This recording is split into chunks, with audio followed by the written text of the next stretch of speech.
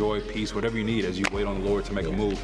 As we hop into this today, what y'all waiting on this week? Jen, what you waiting on? Anything? Listen, I don't want to get all What you waiting on, Jen? I am waiting on our people to pull it together, to live by God's word. He specifically said, if my people who are called by my name. Stop right there. That's it. Don't take off running. That's the word. That's the word. But here's the thing.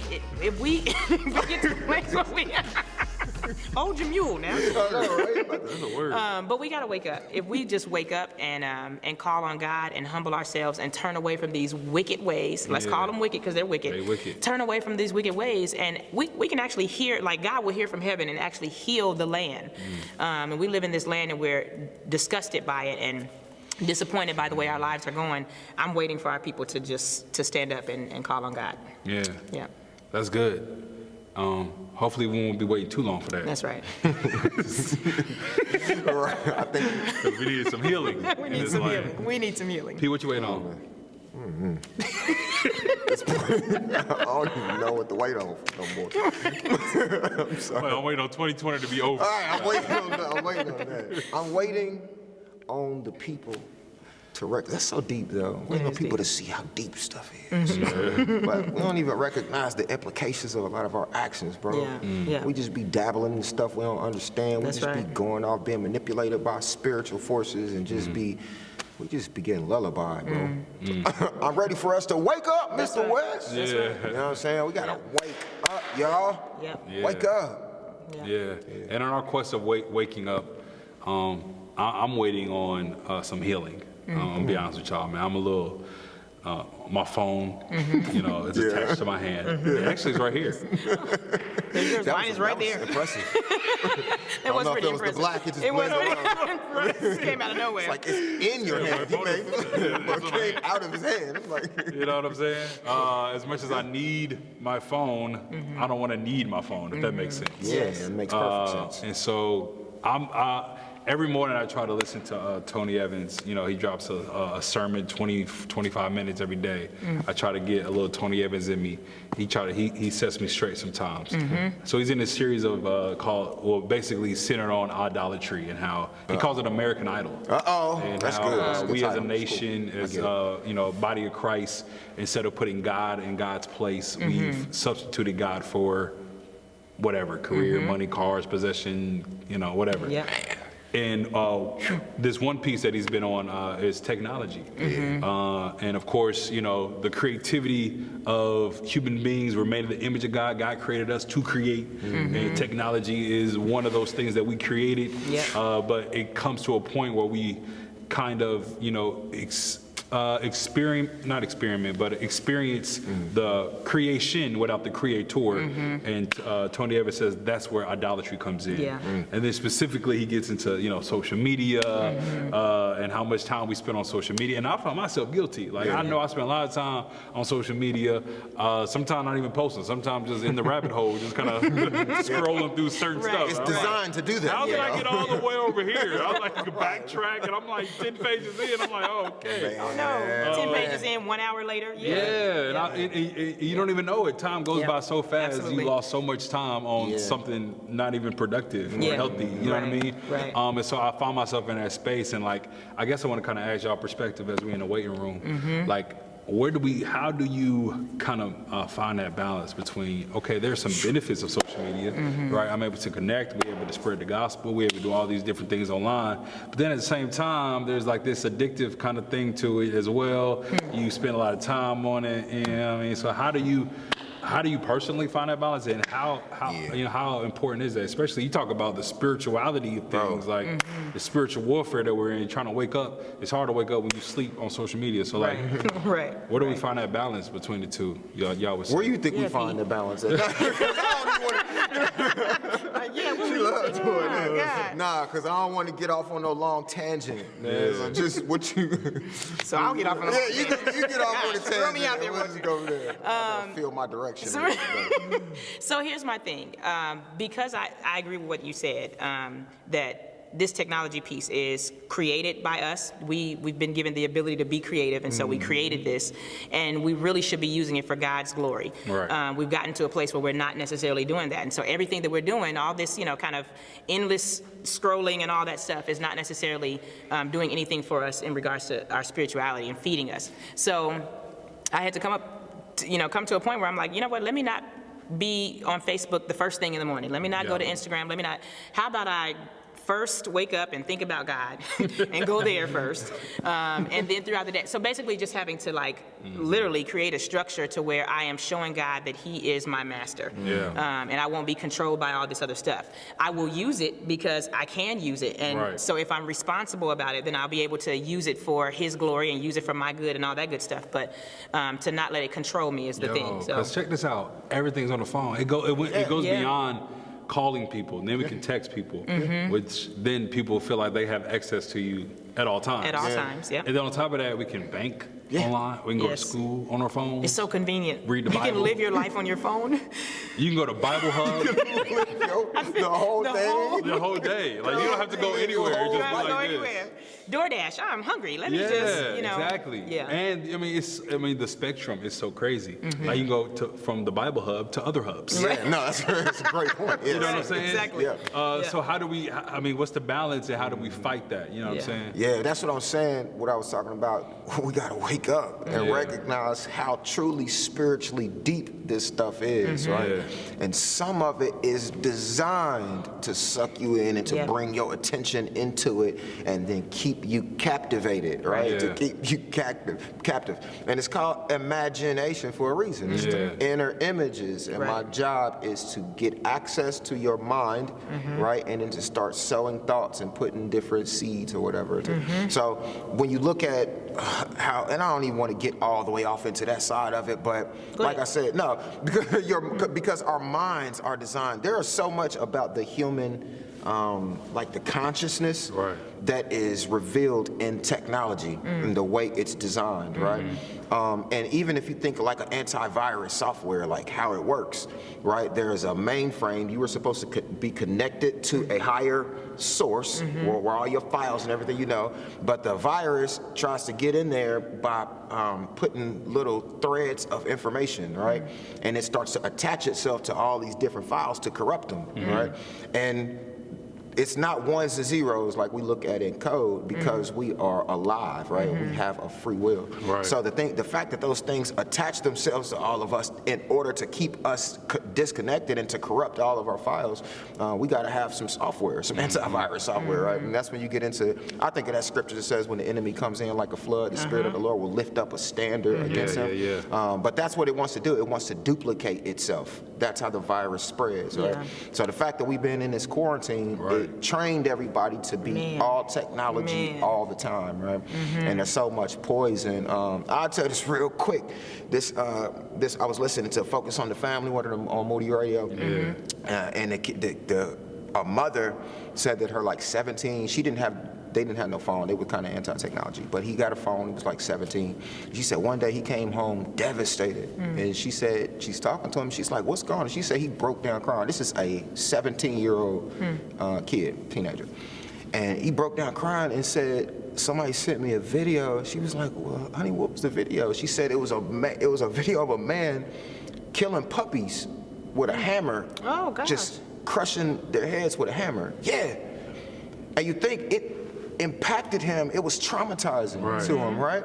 But his mind is like, why would somebody be this cruel? But number two, why would they put this evil out here and just start Why would they send it to me? Yeah, who would send this to me? Like, why would you do that so to many me? questions in one text. Exactly. I know he loved this whole puppy killing act. No, but I remember we was in college, stuff like that used to come out. Videos of people killing themselves or just all of this crazy stuff, man. So there's so much wickedness and darkness out there, and the text puts it on the air. I mean, even when you think about it now with the racial injustice piece of it and police brutality, and how we getting something literally, it was like on a weekly, monthly bro. basis, it seemed like, you That's know what I mean? traumatizing. That It impacts is. mental health. Yeah. And they pumping it out through all of the outlets, these screens, putting it in our imagination, putting these images in our mind, always so that they can create a situation of fear. Right? Right. But anyway, but you can see how there's so many deeper elements. And hopefully we'll have some other conversations about the spirituality of technology. No, I think that's good. And I think we can start off with what Janae said, kind of putting ourselves on a schedule. We know in the morning time, we're not about to touch Facebook. We ain't about Don't to be even on the do it, y'all. gram. Let's just open up God's word real quick and try to think about Jesus in the morning time. Right. I woke up this morning with my mind staying Right. on Jesus. That's a lot for some of us. That's right. You We know, might have to in the actually DMs. grab the actual Bible. Yeah. Because if you grab the phone, yeah, you're yeah. gonna get notifications. It's like, you know, so we might even have to, be that's that good. disciplined. Yeah, I'm trying to get to a point where I need to go get an alarm clock, like a physical alarm clock. You know what I mean? Because I don't want to use my phone as an alarm Right, That's a good point. right. clock as well. You know, what I mean? Yeah. There's so many things that we use. We depend on our phone for, and other forms of technology and devices for.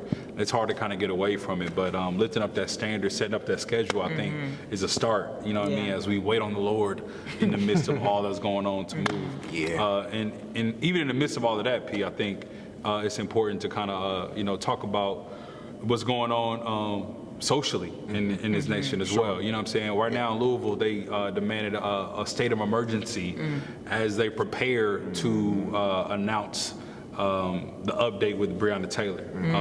Wow. And we don't know what the preparation means. We don't Wow. know if, on one end they're preparing for, black folks to rage the streets when they say we ain't find my no goodness. no guilt, or on the other end, if they do find the guilt, and then the other end comes out and Right. start protesting. So we don't know what they're preparing for, but it's just a sad situation to know Yes. that 6 months, the 3 people that were involved in the killing of Breonna Taylor have yet to be arrested. You know what I'm saying? Just from that. Yeah. And so there's been protesting going on. Of course, like really, it seemed like 2020 has been the year of protests.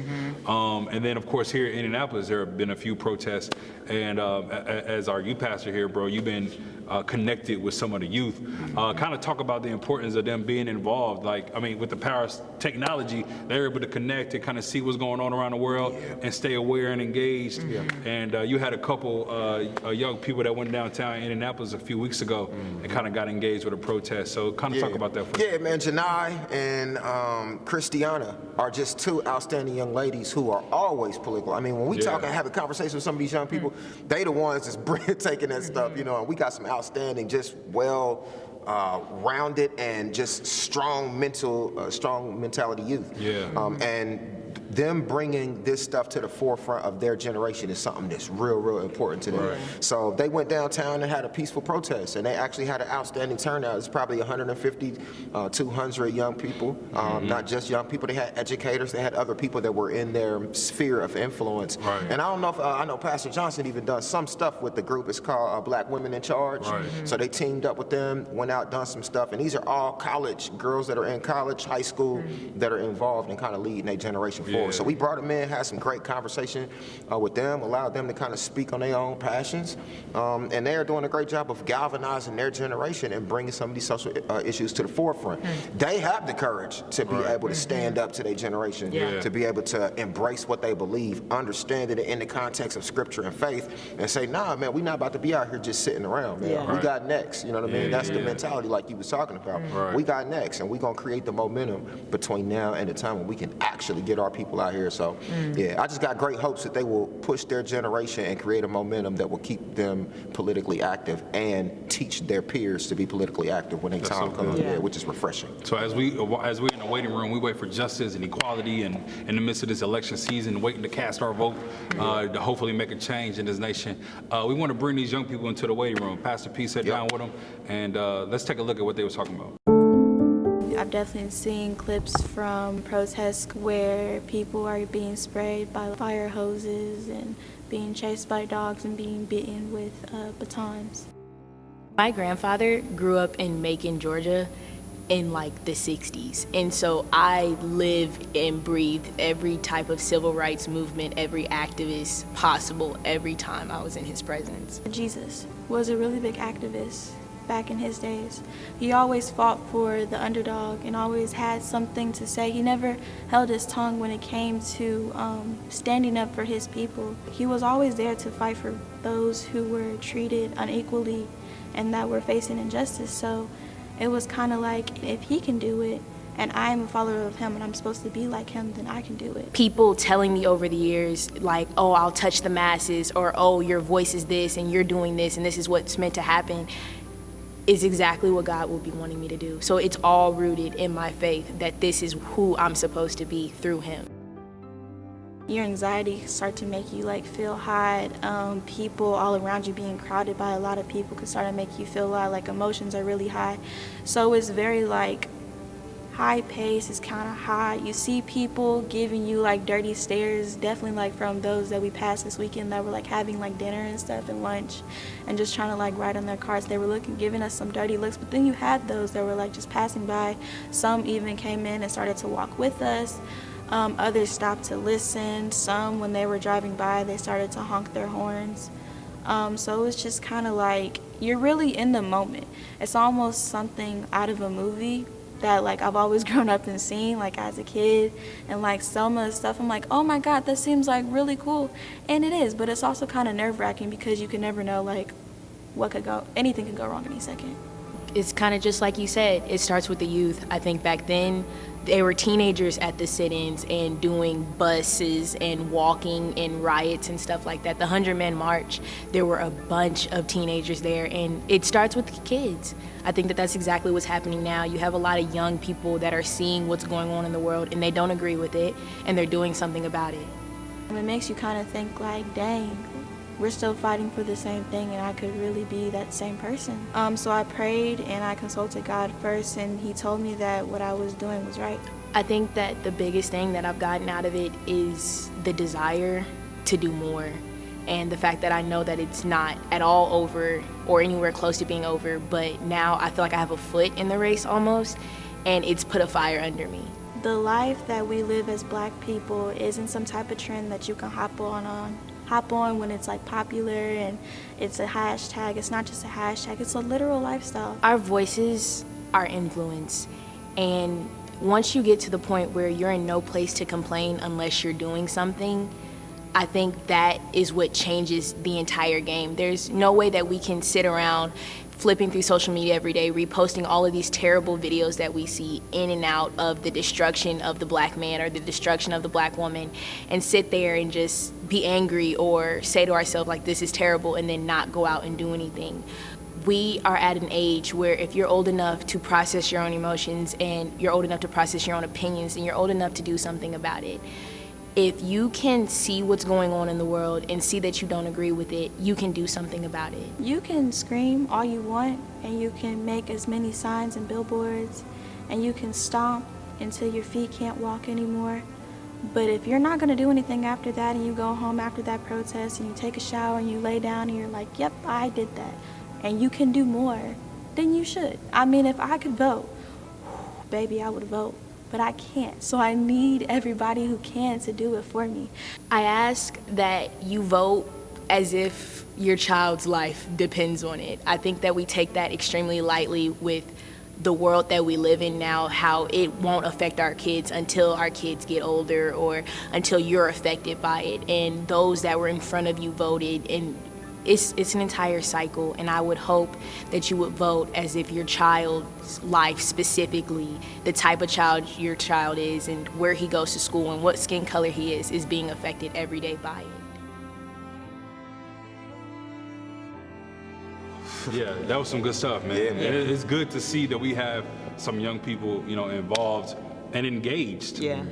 And as we kind of go into this election season, I feel like it's important to keep our young people in mind when it relates to this. So the difficult thing, I think, is for a teenager, they're relying on us. They're relying on the adults. They're relying on the parents to go out and speak on their behalf. And so I love the fact that the young people are on their level, having their own voice, because they can't vote. They're not of age yet, you know what I mean? So they're having to rely on us, but they're doing what they can at their level. Absolutely. So I think that's what's absolutely amazing, that we're kind of creating an environment where the young people understand we're in a very, very rough time. Yes. But I would even say to the young people, we wrestle not against flesh and blood. This is against powers and principalities. So if we keep identifying where the pain is coming from, then we'll be able to walk right. And so everybody on their own level doing their thing. So the adults are voting, the kids are protesting and saying what they got to say, and everybody is working together to make sure there's change. Yeah, parents, talk to your young people about politics. Yeah. They want to know. They want to know how you vote, because they're really saying, Mom, are you going to cast our vote, right? Right, Dad, you going to cast our vote, That's right? right.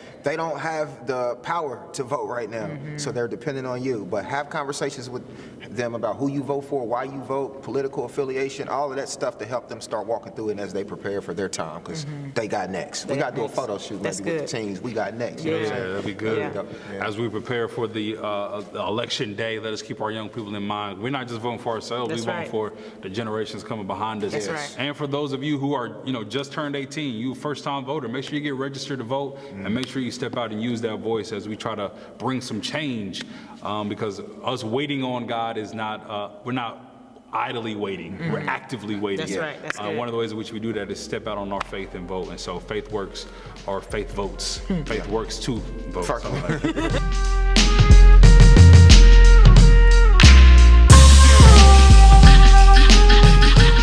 Family, welcome back to the Waiting Room podcast. I am Jay, and I have my sister with me, Miss Nikki B. Yes, sir. How you doing? Good. How are you? I'm good. And we have a special guest here with us as well. Goes by the name of David Pack. Thank you. He's a member here of Eastern Star Church, business owner, community activist. Yes. And we are here to talk about the importance of early voting, and then we need some people that'll go and be a poll worker. Let's start with the poll worker piece real quick of it. Why is that important? Why is it important for us to have poll workers, especially in the midst of COVID-19 and this pandemic? Great question. Poll workers have essentially always been done by our elderly. So if you go back and you look over the years, they have accounted for about 60% of all poll workers. Yeah. COVID-19, that's not going to work. Right. So now it's going to require more people, young like me, well, younger like you guys, myself, and some of even our 20-year-olds. We got to go sign up. We got to take that step and make sure we take our elderly and put them out of harm's way. Yeah, that's so good. So, I mean, what is for somebody who never worked the polls, or like, what does a poll worker look like? What is that? How? Because you got to get trained, right? Right, absolutely. So to become a poll worker, you go sign up, and then you get approved to become a poll worker. They ask you to go out and schedule, to go get yourself trained.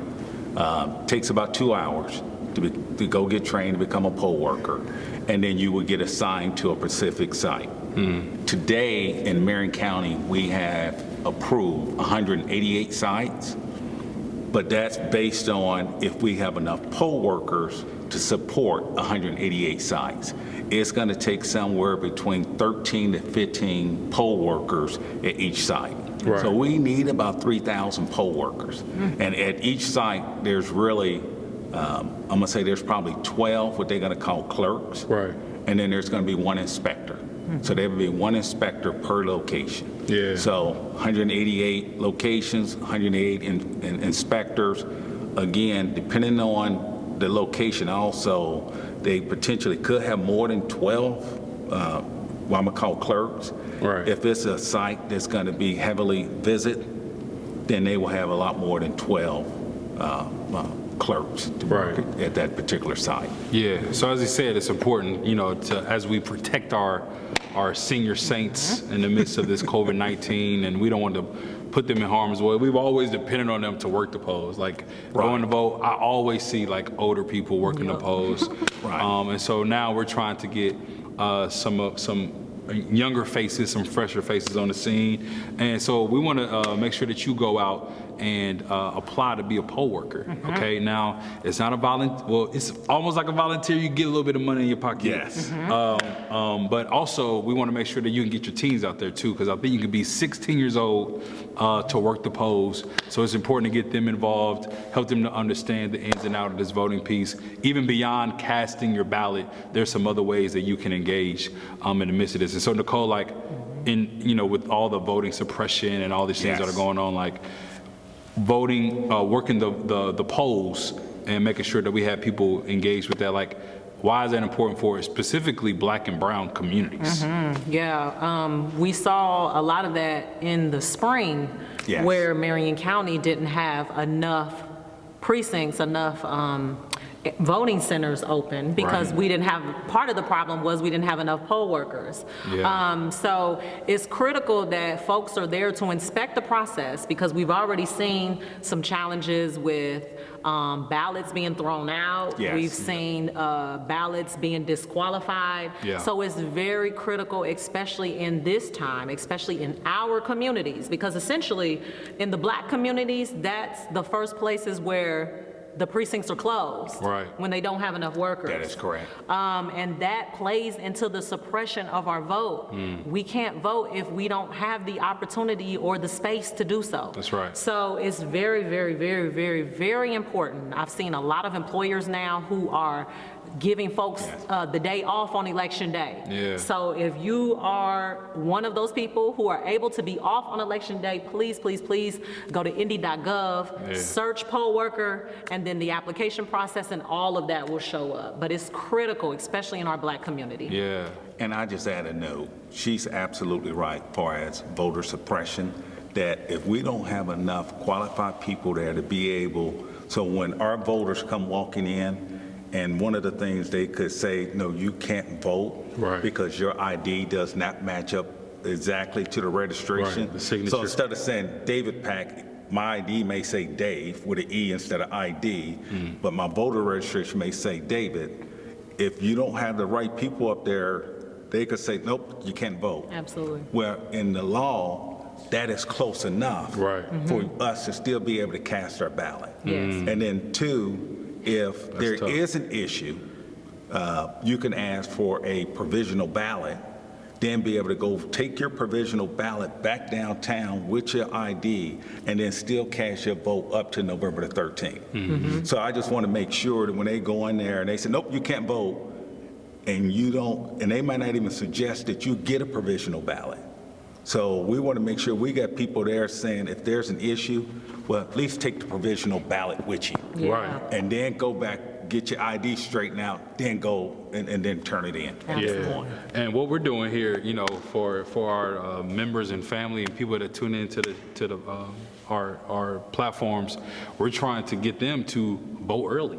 Yeah. You know what I'm Yes, saying? yes. So let's not wait on the day of, Yes. because that's when it gets kind of tricky and kind of bogged down in the trenches as it relates to voting, your ID and your voting registration information.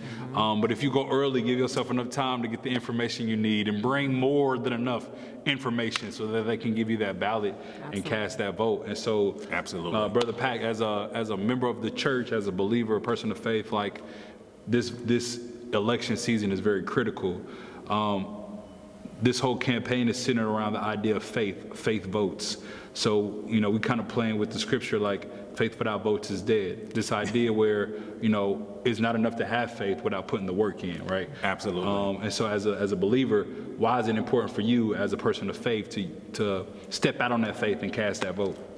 I mean, actually, the whole process for our community, the voting part is really the easiest part for us, right? When you look at our whole community and all the work that we need to do as a community, Yeah. when you start looking at things, for as our income levels compared to the U.S. average, we're 41 grand as an average household. The U.S. average is 83. Okay. When you start looking at family, we're 65% single family, whereas the the average for U.S. household is only 35%. So those are two big things that we need to overcome that really require a lot of work. The voting piece, for me to go register to vote, I can do it online, takes every bit of 10 minutes. Yeah. For me to go get me a ballot, if I'm away, that takes another 5 minutes. Or Yeah. for me to say, okay, I'm gonna go vote on October the 6th, which is the early voting date. Right. It may take an hour out of my schedule. Right. Yeah. All of those things are easy. Yeah. We need to make sure, if we can't do that, then how we gonna, we got bigger things to go fight, and we gotta have that energy to go fight those. So I'm gonna just sit and say, as a community, in 2016, it was 40% of people who did not vote in the African-American community. 4 out of 10. Yeah. And then you look where we at from 2016. Right. We go back, nobody thought about COVID, nobody thought about everything Yeah. going on in this country right now, and 40% of us say, nah, I don't need to vote. I hope when we look at the numbers for 2020, anything less than 90%, I'll be honest with you, I say, don't complain. When everything else could potentially come over the next 4 years, if it's the same administration, phew, Yes. Yeah. don't complain. Yes. So we should be 90%, I would say 90% of us need to early vote. Right. Yeah. So the people who can't get out and early vote, we go become poll workers to make sure they can have a place to go vote good. Yeah. within our community, and we can make sure we help them to make sure voter suppression, loss of ID, expired ID, or any of those things, we want to make sure we take care of our people. Right. The earlier the better. And so Nicole, let's talk about the early voting piece for a second.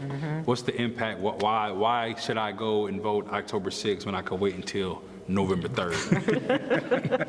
Well, I mean, a big piece of that is kind of what Brother Pack mentioned was just the process. Yeah. We see everything that is going on right now with the government, with the post office, relying on mail-in ballots, how those are backed up. We see Right. now, I think I read something last week where even in Marion County, we've already seen double the mail-in ballots that we saw, period, in 2016. Yes. And we haven't even really got into it yet. Wow. So everyone is already, our resources are limited, whether that is time, whether that is people power, et cetera. So it's important for us to do our part. Just go early, don't wait. And the Yeah. reality is, I ain't even gonna lie, 2020 has been so crazy.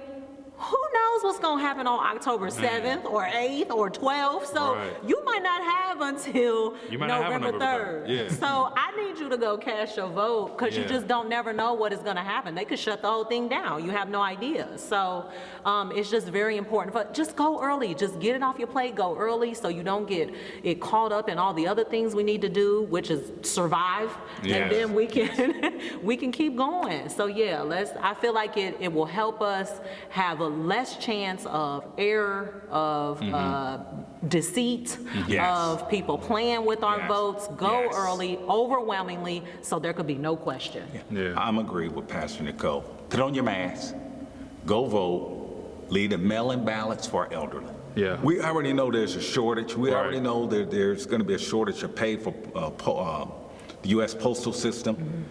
So why should all of us all of a sudden, well, I'm not going to go put on the mask and go vote, and we're going to use the U.S. postal system? Yeah. No, I'm not putting my ballot.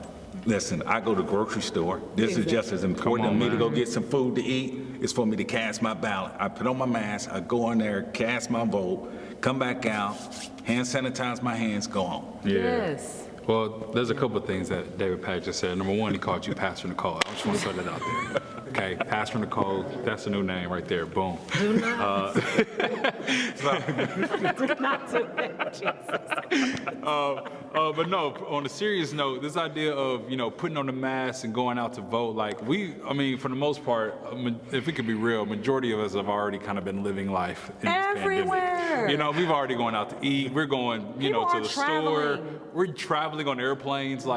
Throw the Go. mask on. Go vote. Put that hand sanitizer. Throw on some gloves if you need to. Make sure you cast that vote, whatever the case may be. Please go vote. And we're talking about early voting. We talk about working the polls. But maybe there's somebody that just needs to go and register to vote. Nicole, just drop some info about that registration piece. Let me tell y'all. And making sure we got people to go register. Absolutely. Please, please, please, y'all, whatever you do, check your registration. Brother David mentioned this earlier about how they will use any reason Yeah. to throw out or disqualify us to vote. So my suggestion is, I've been checking mine weekly, because I'm like, I don't got time for y'all to act like I'm not registered or I'm not, you know what I'm saying? Legit. So up until October 5th, because that's the registration deadline for this general election. Okay. So I suggest that up until October 5th, that you go to vote.org, scroll down to your state, and check the registration status of your voting status right now. Right. It's just very important. So go to vote.org, especially for our college students. Yes. You can go down to whatever state you're in, check their registration requirements. But please, please, please, please, please, y'all, check your registration up until October 5th. It's very important. That's right. After October 5th, you can't register no more. Okay. Something else that I think is very, very important that I saw on vote.org is that you can check for our convicted felons. Yes. You can check if your vote has been restored. So please, please, please do that as well, because that's another myth that you can't vote if you're a previous offender. Right. That is not the case. In Indiana, there are some offenses that you can't vote for, but there are some that you still can vote. So please, y'all, just go to vote.org, scroll through it, take 15 minutes of your Facebook time away, go to vote.org, scroll through their website and get all the information that you need so you can be ready, so we can be ready. Yeah, that's all the way real. And real quick, we're dealing with the deadlines here. Yep. September 30th, the deadline for the census. Yes. Brother Pat was just talking about the impact on the Black community and how we are in the lower percentile of almost every area of society. Absolutely. This census piece can help change that in a way. Yes. How is that? So people really need to understand that the census was created to help, it comes around every 10 years, and this 10 years is critical because there's redistricting coming up, Yes. which is how they determine what neighborhoods are where and what resources are allocated into those neighborhoods. It determines the allocation of so many resources, Right. whether it's our education systems.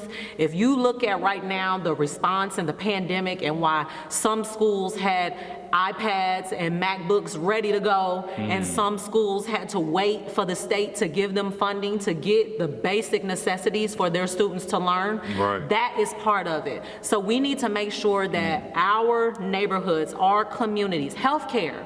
We see, Pastor Johnson reminded us on Sunday Right. that COVID has impacted the Black community more than any other community. That's right. So the census determines the allocation of those funds into education systems, healthcare systems, Yes. et cetera. So y'all, please, please, please, please, please go complete the census. Yeah. It's not about, I don't want people in my business or I don't want people to know my information.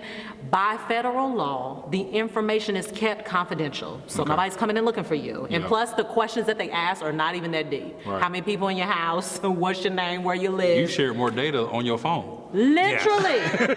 More of your business is on your phone than what you're going to give the census Yes. in 5 minutes. So Yeah. please, please, please go to 2020census.gov There you go. and complete your census by September 30th. It is super critical, super, super critical. We Yeah. need funding to stay in the Black community and the funding that is already rightfully ours to come into our community. So right. fill out the census. Absolutely. Yeah, so I'm going to give you, Brother Pat, the last word in a second, Absolutely. but just a reminder, September 30th, the deadline for the census, 2020census.gov. Make sure you go, 5-10 minutes, fill that out. Then go to vote.org. Yep. 5-10 minutes, register to vote. That's like 20 minutes, and you've already done enough to help in this change, in this shift that we're trying to do in the country. Yes.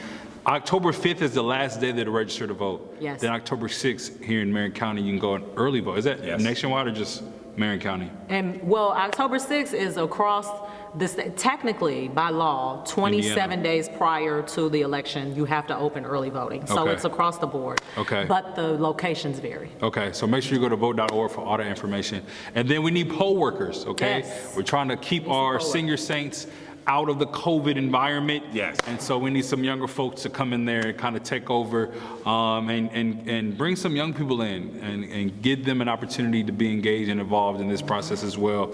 So you can go to indy.gov, and to find out more information about working the polls and how you can get involved in that as well. So, Brother Pack, as we close out today, is there anything else you want to share related to the early voting, poll workers, trying to encourage our people to step out and vote? I will tell you, poll workers is an issue nationwide. So it's not just Indiana. I'm a challenge to make sure all of our young people, college students, make sure on campus you guys are registered to vote. You can go out there and get your ballots now, have it sent to you on campus, put it back in the mail. Yeah. I'm challenging you, basketball players, fraternities, sororities, any student athlete. We need to get everyone registered to vote. Yeah. Request your ballot, send it back in, and then across the country, just call your family, call your friends to make sure, and we got friends all across the country. Right. Hey, are you set up to be a poll worker, to be able to help? Right. So when you start looking at certain states, like Florida, in 2016, I think he won by 100-some thousand votes, right? Well, there was 300-some thousand African Americans in Miami that didn't vote. Wow. So now you're sitting here and you're looking, again, we can't sit at home and not vote, and then come November the 4th or whenever it's figured out, November the 8th or 9th, and sit and say it wasn't unfair. Right. We didn't get out and vote. So, hey, family, friends, get out, help your family members, help your friends, make sure they're registered to vote. We got to go vote. That's right. So just like you come across a favorite TV show, movie, song, and you share that with everybody in your family and your friends, make sure you share these links. Fill out their census by the 30th of September. Register to vote by October 5th. Then October 6th, we hit in the streets to go early voting so that this nation can change in the midst of all that we're going through. And then go work the polls. Yes. All right? Tell somebody to go work the polls so we can keep our elderly safe and sound this year as well. I appreciate you, Brother Pack. Thank you for the invite. Yeah, for sure. And then Pastor Nicole, thank you as well. And thank you for thank you for tuning in to the Waiting Room Podcast powered by Eastern Star Church, where Jesus is exalted and the Word is explained. We'll see y'all next time. Peace. Like their promotion. Come on, Pastor. I'm just speaking it.